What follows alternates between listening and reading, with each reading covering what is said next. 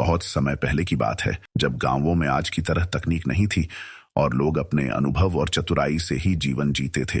गांवों में अच्छे और बुरे दोनों तरह के लोग होते थे। कुछ लोग मेहनती और ईमानदार होते थे, तो कुछ चालाकी और धोखाधड़ी से दूसरों की संपत्ति हड़पने की फिराक में रहते थे। ऐसे ही एक गांव में गंगा नाम की एक वृद्धा रहती थी। वह उम्र में भले ही बड़ी हो गई थी, लेकिन उसकी बुद्धि और चतुराई की चर्चा पूरे इलाके में होती थी। लोग उसकी समझदारी के कायल थे और उससे सलाह लेने आया करते थे। गंगा बुढ़िया का जीवन संघर्षों से भरा था। उसके पति का देहांत कई वर्ष पहले हो चुका था और उसके कोई संतान नहीं थी, लेकिन उसने कभी किसी पर निर्भर रहना नहीं सीखा। वह अपने छोटे से खेत और कुछ गहनों के सहारे जीवन बिता रही थी। उसकी ईमानदारी और परिश्रम ने उसे गांव में सम्मानित स्थान दिलाया था। गांव के लोग उसकी इज्जत करते थे, लेकिन हर जगह कुछ लोग ऐसे भी होते हैं जो दूसरों की संपत्ति पर नजर गड़ाए रहते हैं। गंगा बुढ़िया का जीवन शांतिपूर्ण था, लेकिन उसकी संपत्ति और चतुराई से ईर्ष्या करने वाले लोग उसे ठगने के लिए अवसर की तलाश में रहते थे। उसके बारे में दूर दूर तक यह प्रसिद्ध था कि वह बड़ी ही चतुर और होशियार है, लेकिन यह बात भी ठगों के लिए एक चुनौती थी। गांव के कई शातिर ठगों ने उसे मूर्ख बनाने की कोशिश की, लेकिन हर बार वह अपनी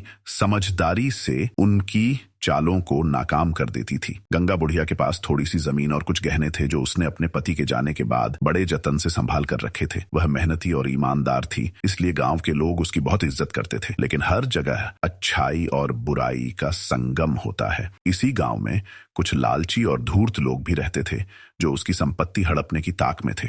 हालांकि वे जानते थे कि बुढ़िया इतनी चालाक थी कि उसे आसानी से बेवकूफ नहीं बनाया जा सकता। गांव के दो बदमाश रामलाल और श्यामलाल जो ठगी करने में माहिर थे, उन्होंने गंगा बुढ़िया को ठगने की योजना बनाई। वे जानते थे कि बुढ़िया को मूर्ख बनाना आसान नहीं होगा, इसीलिए उन्होंने एक अच्छी तरह से सोची समझी चालाकी भरी योजना बनाई। रामलाल साधु के वेश में और श्यामलाल व्यापारी के वेश में बुढ़िया के घर पहुंचे। वे गंगा बुढ़िया के सामने हाथ जोड़कर बोले, माता, हमें आपके दर्शन करने का सौभाग्य प्राप्त हुआ। हम वर्षों से आपकी चतुराई और दयालुता के बारे में सुनते आ रहे हैं। बुढ़िया मुस्कुराई और बोली, अच्छा, तो तुम लोग मेरी चतुराई के बारे में सुनकर आए हो? आओ बैठो, बताओ कैसे आए हो? रामलाल ने कहा, माता, हम तुम्हारी सेवा में आए हैं। मैं एक साधु हूँ और मेरा यह मित्र व्यापारी है। हम लोग एक विशेष यंत्र लाए हैं जिससे सोना बनाया जा सकता है।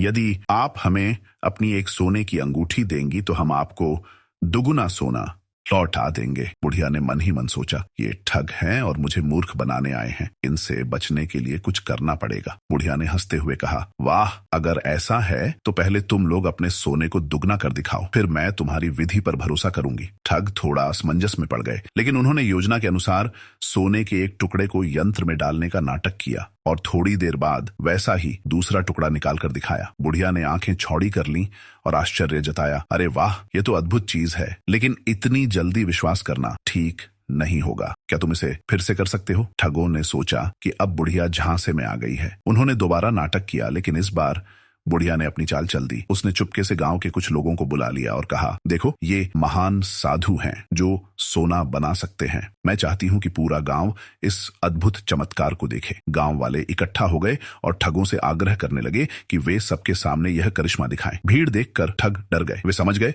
कि उनकी चालाकी अब काम नहीं आने वाली। बुढ़िया ने मुस्कुराकर कहा, अब अगर तुम सच में सोना बना सकते हो तो पहले मेरे लिए 100 मोहरें बना दो, फिर मैं अपनी अंगूठी दूंगी। अब ठगों के पास कोई रास्ता नहीं बचा। गांव वालों ने उन्हें पकड़ लिया और उनकी पोल खोल दी। दोनों ठग घबराकर बुढ़िया के पैर पकड़ने लगे और माफी मांगने लगे। बुढ़िया ने हंसते हुए कहा, अब तुम्हारी सजा ये होगी कि तुम गांव के सारे बुजुर्गों की सेवा करोगे। गांव वालों ने ठगों को पकड़कर उनसे खूब काम करवाया और बाद में उन्हें गांव से भगा दिया। बुढ़िया की चतुराई की चर्चा और भी दूर दूर तक फैल गई और वह अपनी समझदारी से पूरे गांव की प्रेरणा बन गई।